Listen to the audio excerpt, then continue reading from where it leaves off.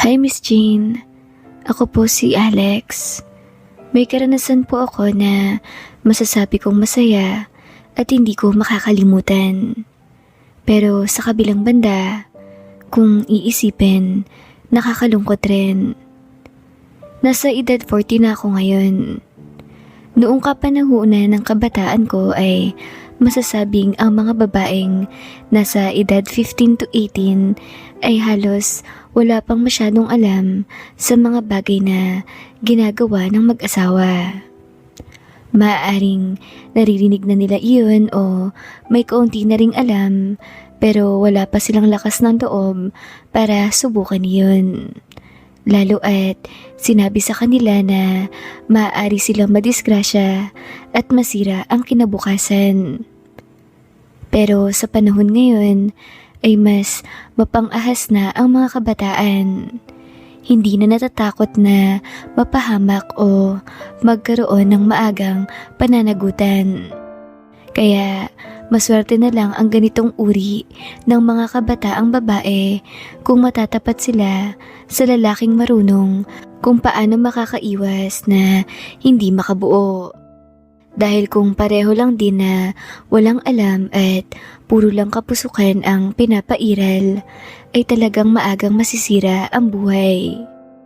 Ang kwentong ito ay tungkol sa pinsang kong babae sa Nueva Ecija.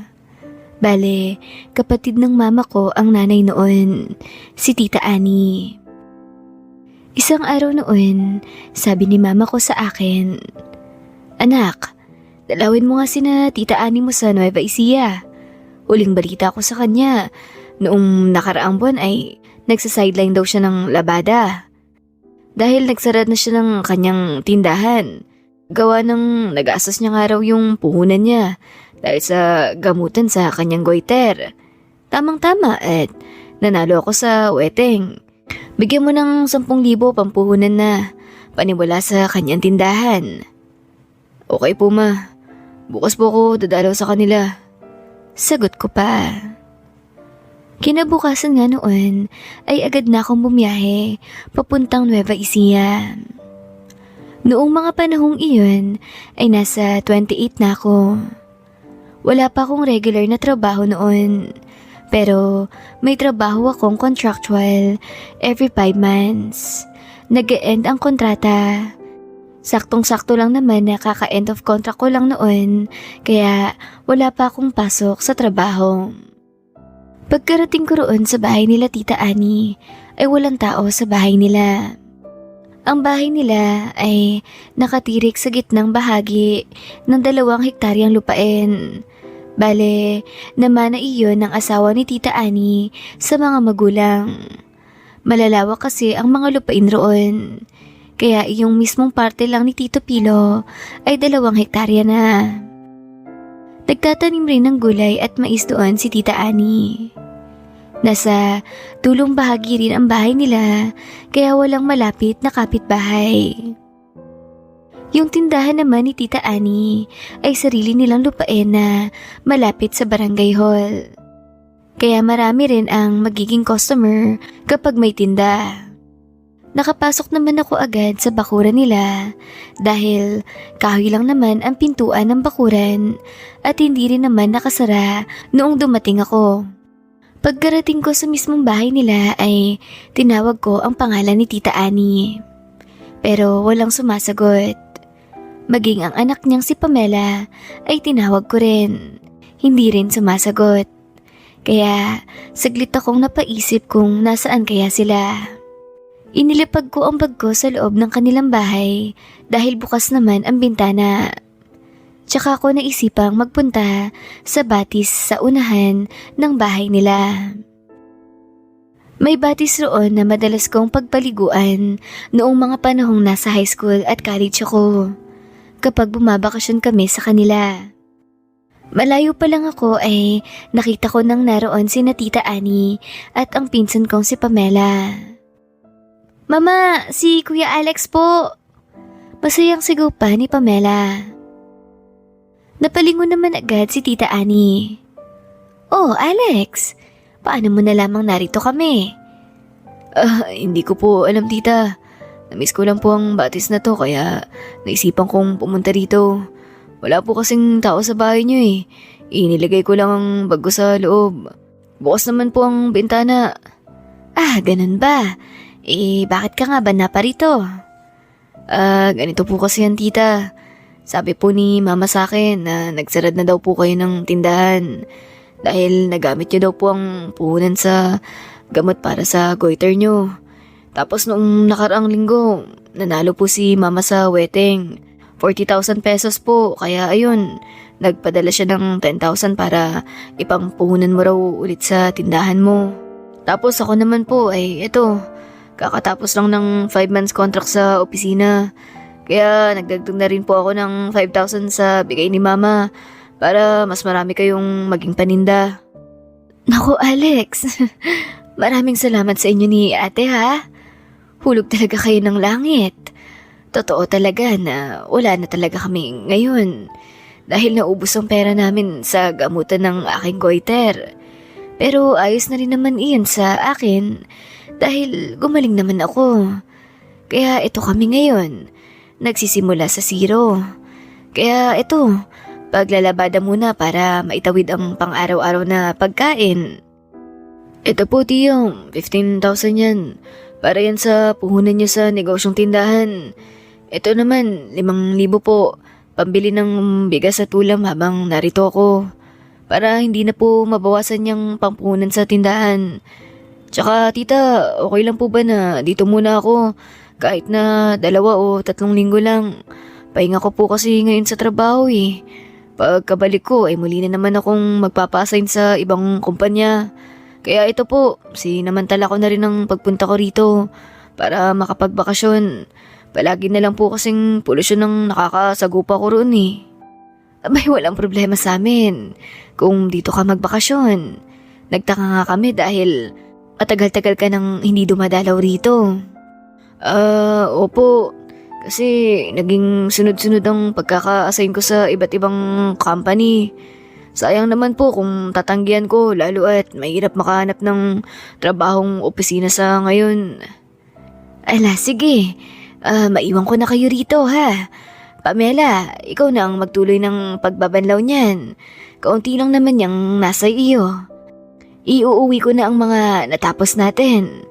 Pupunta muna ako sa palengke para makabili ng matinong ulam.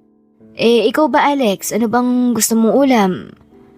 Tita, ayos lang po ba kung sinigang na hipon? Kahit kaunti lang po ang hipon, basta marami pong gulay. Ano ka ba? Bakit kaunting hipon Mura naman dito ang hipon dahil may mga pan dito sa malapit. Huwag kang mag-alala, ako nang bahala. Siya, dito ka na muna Alex ha. Wala ka rin namang makakasama sa bahay kung sasama ka na sa akin. Okay po tita, mas gusto ko po talagang tumambay rito. Kaya dito po talaga ako nagpunta. Matapos iyang sabihin ni tita ay umalis na siya kaagad habang pasan sa ulo ang isang planggana na malinis na damit. Ako naman ay napaupo sa isang bato sa di kalayuan sa pinsan kong si Pamela. Tapos nauna siyang nagsalita. Kuya Alex, kamusta naman yung biyahe mo? Ayos naman, hindi naman masyadong traffic eh. Pero ewan ko rin, tulog ako eh. Wika ko pa. Siya naman ay tumawa na rin. Tapos ipinagpatuloy ang pagbabanlaw ng mga nilalabang damit. Sa totoo lang noong mga pagkakataong iyon ay medyo amaze ako sa itsura niya.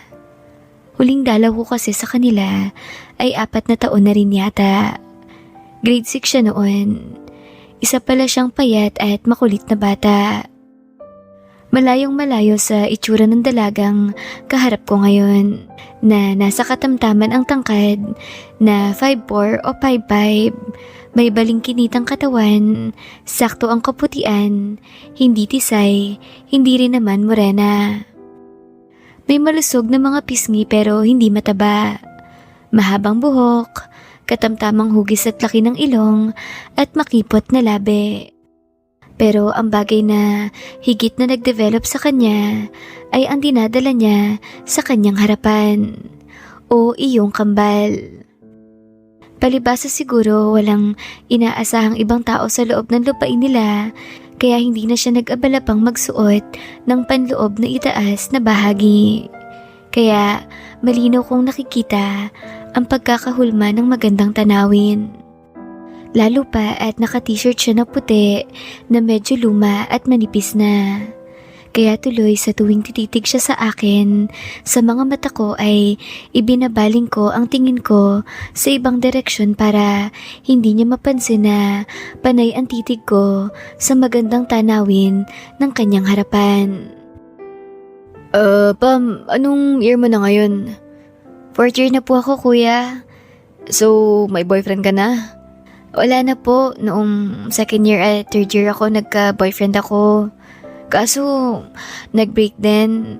Ganun yata kapag mga high school, hindi pa sigurado sa gusto. Makakita lang ng ibang putahe ay lumilipat na kagad ng pugad. So, nakadalawang boyfriend ka na? Actually, 3 kuya. Pero ngayon ay itinigil ko na muna. Wala na muna akong sinagot. Lalo nitong mga nakaraang buwan na nakafocus kami ni mama sa problema namin, sa pagpapagamot sa kanyang sakit. Kaya ayun, wala akong panahon para sa relasyon na yan. Tatango-tango na lang ako sa paliwanag niya. Makalipas ang halos 1 oras siguro, ay tapos na siyang magbanlaw. Nasa isang tray basket na ang mga damit na iuuwi. Kuya, tapos na akong maglaba. Masarap maligo ngayon dahil malakas ang daloy ng tubig. Nakatsinelas na eyeliner ka lang naman pala. Kaya pwede ka nang lumusong diretso. Laban na lang natin mamayang hapon yung suot mong pantalon, tsaka yung t-shirt. Imbita niya pa sa akin. Sabi ko naman, Wala pa ako sa mood maligo eh. sus, si kuya maliligo lang. Kailangan pa talaga ng mood. Wika niya nang nakangiti. Tapos lumusong na sa may malalim na bahagi ng batis. Tapos noong makalublob ng 3 minuto siguro, ay muling tumayo. Napalunok ako ng laway dahil tila naging transparent ang kanyang t-shirt dahil sa pagkakabasa. Malinaw na nakahulma pati ang imahe ng kabuuan ng mga kayamanan. Lumapit siya sa akin sabay hila sa kamay ko.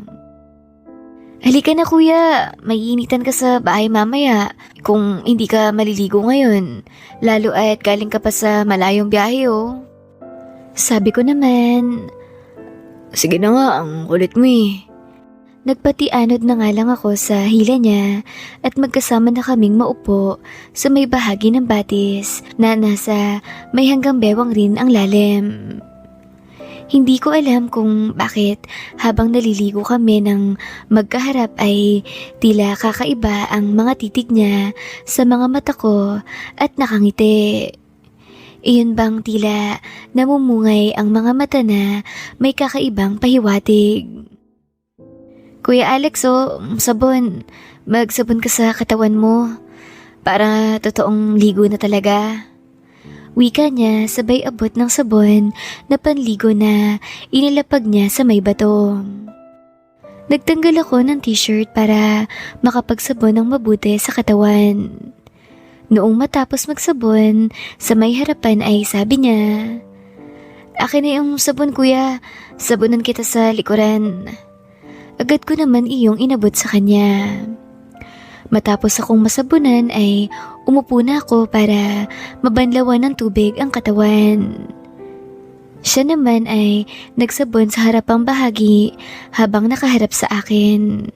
Kaya hindi nakawala sa aking paningin ang bawat marahang hagod niya sa mga magagandang tanawin. Parang gusto ko siyang alukin na ako na ang magsabon noon. At sa hindi nga sinasadya ay nasabi kong, Pam, ako na yung magsabon. Natawa naman siya at sinabing, "Nang alan kuya? Nitong mga babies ko?" Doon ako natauhan. Sabi ko na lang, Hindi. Ang ibig kong sabihin, yung likuran mo. sigurado naman na hindi mo abot yung likod mo, di ba? Okay po kuya. Sige po, pasuyo na lang. Sagot niya sabay abot sa akin noong sabon at tumalikod. Marahan naman akong nagsabon sa kanyang likuran, pero ang mga mata ko ang palipat-lipat sa magkabilang gilid dahil nakikita ko ang magkabilang bahagi ng mga kayamanan na umaapaw sa gilid na bahagi. Okay na kuya, magbanlaw ka na ng mabuti. Uwi na tayo sa bahay. Magsasampay pa kasi ako pag uwi eh. Siguradong hindi iyon nagsampay si mama noong mga damit na naiuwi niya. Dahil nagmamadali na yun sa pagpunta sa bayan eh, para bumili ng bigas at ulam. Okay, sige. Sagot ko pa at sumunod na sa kanya sa pag-ahon sa batis. Ako na nga ang nagdala noong tray na may mga nilabhan na mga damit at planggana. Siya naman ay iyong isang timba na nilabahan rin ang laman. Tapos isang maliit na timba na may lamang mga brush, pangkuskus at mga sabon. Pagkarating sa bahay nila ay sabi niya, "Kuya, doon ka na muna pumesto sa kwarto ko para may maayos kang matulugan. Dito na lang ako sa kwarto ni mama matutulog. Pang samantala lang habang narito ka. Doon mo na lang ilagay sa kwarto ko ang traveling bag mo." Okay, sige. Salamat ah. Sagot ko pa at pumasok na sa kwarto para magbihis. Binuksan ko ang bintana sa kwartong iyon. Nakaharap naman iyon sa bahaging kakahuyan. Matapos kong magbihis ay nahiga na muna ako dahil medyo kulang pa ako sa tulog at pagod rin sa biyahe. Napakatahimik rin ang lugar at tanging mga huni ng ibon ang maririnig. At sa hindi nga katagalan ay nakatulog na ako. Hindi ko alam kung gaano na ako katagal na natulog, pero naalimpungatan ako noong may maamoy akong mabango sa malapit, amoy conditioner na buhok. Noong magmulat ako ng mata ay nakita kong kasalukuyang nagbibihis si Pamela. Inisip niya siguro na hindi naman ako magigising kaya kampante siya sa kanyang ginagawa. Naglo-lotion siya ng kanyang mga hita, binte at mga braso, habang dalawang maliliit na piraso lang ng tela ang meron sa kanya. Wala pang t-shirt. Bigla na lang may nabuhay na nilalang sa aking sistema dahil sa magandang tanawin na aking nakikita. Noong makatapos siyang magbihis ay muli akong pumikit para hindi niya ako mahuli. Naramdaman kong lumapit siya sa akin. "Kuya Alex, dumating na si mama. May dalang sumang malagkit. Mag-almusal ka na raw muna." Malambing na wika niya habang nakapatong ang kamay sa dibdib ko. Dahan-dahan naman akong nagmulat ng mata at ang una kong nakita ay ang maamo niyang muka. Napakaganda niya talaga. Parang ang sarap niyang hilahin, papahiga sa tabi ko at dalahungin. Pero alam kong hindi pwede iyon at maling-mali iyon. Sabi ko na lang, Sige, pababa na ako. Nagugutom na rin ako eh. "Sige kuya, sunod ka na lang ah. Bababa na ako dahil magpapaihaw ako ng tilapia. Bumili na rin kasi si mama ng tilapia eh. Magpapaihaw rin ako ng talong para sa gagawin niyang insalada." Wow, masarap nga yun. Matagal na akong hindi nakakakain nun. Wika ko pa. Tapos iniwan niya na ako, tsaka pa lang ako tumayo sa kinahihigaan. Pilit kong binubura sa isipan ko ang aking mga nakikita dahil alam kong mali yun. Pero anong magagawa ko kung tuluyan ng nagising ang natutulog na dragon? Bumaba na ako dahil baka si tita na ang umakyat para sunduin ako. Pagkarating sa baba ay agad akong ipinagtimpla ni tita ng kape at inilapag ang suma na malagkit sa harapan ko at isang platito at lagayan ng asukal. Magmerienda ka muna, Alex. Matagal pang maluluto ang pangtanghalian. Nagsisimula pa lang kaming magluto. Ayos lang po yun, tita. Tatagal na po ako nito kahit lampas ng tanghalian nang hindi pa nagugutom. Kanin rin naman po to eh. Matapos kong mag-almusal ay lumabas na ako ng bahay at sinamahan si Pamela sa pag-iihaw doon sa may ilalim ng isang puno sa unahan ng kanilang bahay. Panay ang ngiti niya sa akin na parang nagpapakyut. Masaya kaming nagtanghalian lalo at napaka-espesyal sa akin ng mga pagkain. Sinigang na hipon, inihaw na tilapia at insaladang talong. Kinagabihan, matapos maghapunan ay nakatingin lang ako sa labas ng bahay nila. Madilim roon dahil wala namang kapitbahay na malapit. Nang sabihin ni tita, "Alex, mukhang naboboard ka ata ah. Baka gusto mong uminom ng alak. Paantok lang." Umiinom ka po, tita? Nako, hindi ako. Kakagaling ko nga lang sa goiter eh. Baka namang bumalik ulit yan. Kaya iwas muna ako sa alak. Ikaw ang ibig kong sabihin. May inihaw pang tilapia na pwedeng ipangpulutan. Ayan si Pamela oh. Umiinom naman yan. Pwede kanyang sabayan. Pero ako ay hindi na ako makakasabay. Matutulog na ako ng maaga. Kailangan ko matulog ng maaga palagi. Lalo at nasa recovery stage pa lang ako. Kaya sinisigurado kong pagod talaga ako palagi maghapon at hindi rin ako natutulog ng hapon kahit idlip para pagsapit ng gabi ay makakatulog na ako agad pagkahiga lang. Matapos iyon sabihin ni Tita Annie ay tinignan ko si Pamela. Sabi niya naman, "Sige kuya, inom tayo. Pero ibibili mo ako ng piatos ha. Ayoko ng inihaw na tilapia sa pulutan eh." Sabi ko naman, Sige, edi tara. Pili tayo ng maiinom." Sabi naman ni Tita Annie, Bahala na kayo rito ha. Pamela, huwag kalimutang magtangka ng mga pintuan at bintana bago matulog ha." "Opo ma." Sagot naman ni Pinsan. Tapos tumayo na kami ng sabay para lumabas ng bahay. Habang naglalakad ay nakahawak siya sa bewang ko ng mahigpit at panay ang piga sa aking tagiliran. "Ang fit mo naman kuya. Wala kang taba sa gilid oh. Manipis na balat na agad." "Aba, oo naman. Nag-gym rin ako sa Maynila pagka-uwi ko galing sa trabaho." "Kaya pala maskulado ka rin kuya." "Hindi naman masyado." "Sus, pakahambol ka pa kuya. Ang yami mo nga tingnan oh." "Ala siya, kung magsalita parang hindi tayo magpinsan ah. Tsaka hindi ako pagkain ah." "Ikaw nga kuya. Kung makatitig ka sa akin parang gusto mo akong dalahungin. Nakalimutan mo siguro kanina na nakaharap ako sa salamin oh. Alam ko kayang gising ka habang naglo-lotion ako. Tsaka nung naliligo tayo sa batis, hindi ka sa mata ko nakatingin, kundi sa kambal ko." Napansin mo pala yun. Pasensya ka na ah. Ang ganda mo kasi tsaka ang lusog pa ng kambal." "So, naaakit ka kuya?" Oo. Sino bang hindi?" "So, gusto mong mahawakan at mapasyalan?" "Oo rin sana kung ayos lang sa'yo."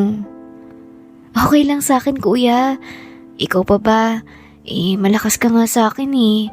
Maliban sa matagal na kitang crush, ang laki pa nung naitulong mo sa pagpunta mo rito sa amin ngayon. Pero mamaya mo na gawin ang mga gusto mong gawin pagkatapos nating mag-inuman. Siguradong malalim ng tulog nun ni mama." Wika niya at matamis ang ngiti. Nakaramdam tuloy ako ng excitement sa mga magaganap. Pagkarating sa tindahan ay naglayo muna kami kaunti para hindi naman paghinalaan ng tindera at makalikha pa ng chismis.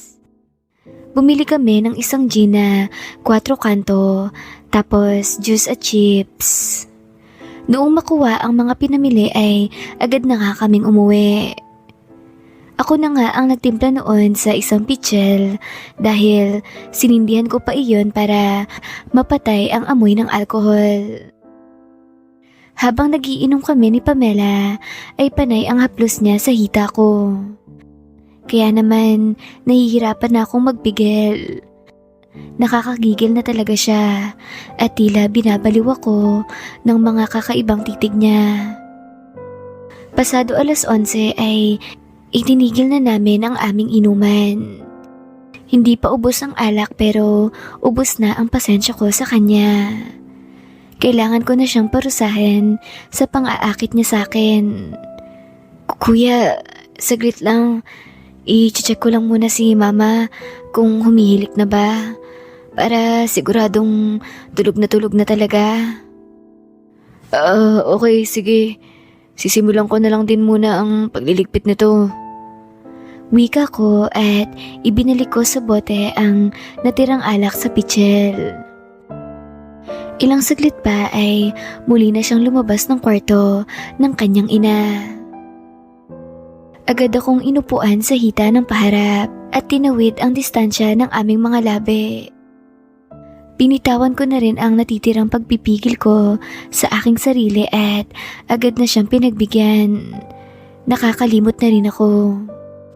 Hanggang sa maalala ko na nasa sala lang pala kami, kaya sabi ko, Uy, wag dito. Baka lumabas ng silid si mama mo eh. Wala tayong lusot kapag nahuli tayo sa akto. Tara, dun tayo sa kwarto mo. Tumango naman siya at nauna na sa pagpasok sa silid. Agad nang inalis ang mga dapat alisin at sinimulan ang bagay na pareho naming gustong gawin. Naging isang napakasarap sa unang araw ng bakasyon ang nangyari sa akin. Talagang na-enjoy ko ng matagal ang magagandang tanawin ni pinsan. Mabuti at hindi niya naman first time kaya hindi na kami nahirapan pa.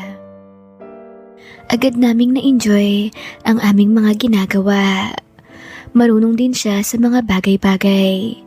Kaya hindi na kailangan pang turuan. Ayon sa kanya ay mag-iisang taon na siyang walang kasintahan. Kaya naman mahahalata ang kanyang sobra-sobrang uhaw sa bagay na iyon na handa naman akong tugunan. 3:00 na noon ng madaling araw nang kami matapos. Inilalayan ko siyang maglakad papunta sa kwarto ng kanyang ina dahil doon nga siya matutulog. Pagkapasok ko sa silid ng aking tutulugan ay malaki ang ngiti sa aking mga labi. Ngiting tagumpay, ika nga at mukhang mas magiging ma-action pa ang mga susunod kong mga araw na pamamalagi sa kanila.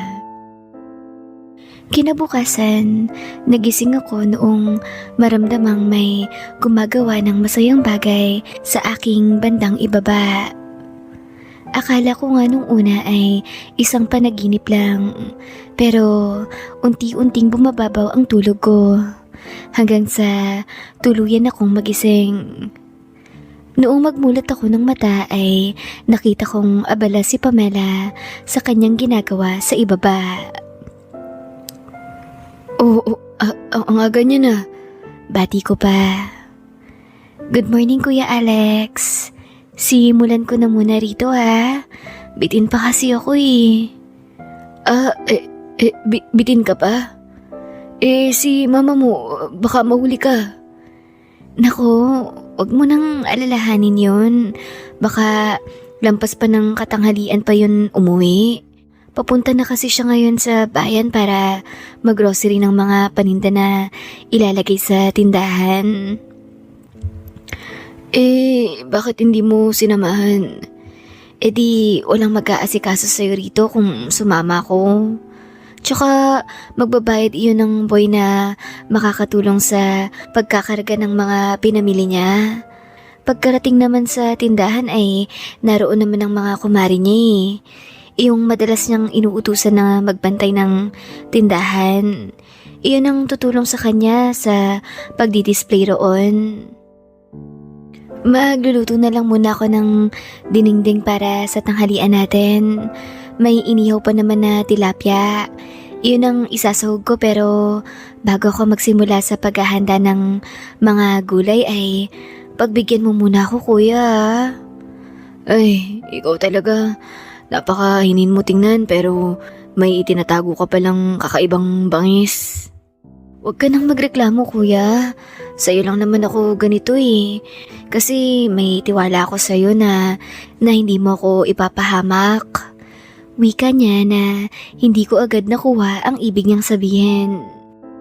Noong nagawa niya ng gisingin ang aking buong sistema, ay agad na siyang mas lalong nagseryoso. Pinasaya niya ako sa bagay na iyon. Noong marating ko ang unang pagtatapos, siya naman ang inasikaso ko para makaganti ng utang na loob. Noong mapagtapos ko na rin siya ay tsaka na namin pinag-isa ang aming mga sarili. Wala nang pagpipigil lalo na sa pagkakawala ng ingay. Dahil kampante kaming walang ibang makakaalam dahil kaming dalawa nga lang ang naroon. Noong makatapos ay agad na kaming bumaba. Kuya, mag-almusal ka muna.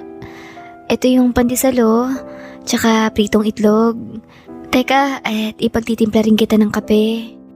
Kuya Alex, samahan mo ko sa taniman namin ng gulay Sa unahan pagkatapos mo dyan, kukuha tayo ng mga gulay. Okay, sige. Habang nag-aalmusal ako ay nakikita kong naglilinis na siya ng sala. Tapos muling naglinis ng katawan sa CR. Sabi ko sa kanya, Tapos na akong mag-almusal. Tara na, manguha na tayo ng gulay. okay, sige kuya. Sagot niya pa at binitbit na ang isang basket na yari sa nito. Pagkarating roon ay saglit ko pang inilibot ang tingin sa paligid. Marami pala silang tanim na gulay. Sabi niya, tara muna sa kubo namin dito kuya. May itinabi ako rito na abukado. Dito ko pinapahinog. Sumunod ako sa kanya sa isang kubo na may dingding at bubong pero walang takip ang pinto. Open lang bale. Naroon ang mga gamit nila sa pagtatanim. May malaking basket roon na noong buksan niya ay nakita kong may mga abukadong laman. Kumuha rin siya ng 5 piraso. Hilaw pa raw kasi ang iba. Saglit siyang tumingin sa akin sabay sabing, Kuya, nagugustuhan mo ba ang mga nangyayari sa atin ngayon? Oo naman. Sobrang nagugustuhan. Lalo at ang sipag mo ron. At napakaganda mo pa. Talaga kuya? Nagagandahan ka sa akin? Oo naman. Sana talaga kuya, hindi tayo magkamag-anak no? Pakiramdam ko kasi ay perfect match tayo. Wika niya. Ngumiti lang ako tapos napansin kong malamlam na naman ang tingin ng mga mata niya sa akin. Kuya, gusto ko ulit. Saan? Dito mismo. Para may memories din tayo dito. Memories talaga. Baka may makakita sa atin eh. Wala pa namang pintuan ng kubong to. Huwag kang mag-alala kuya. Walang pupunta rito. Likuran na to eh. Wika niya at diretsong lumapit sa akin.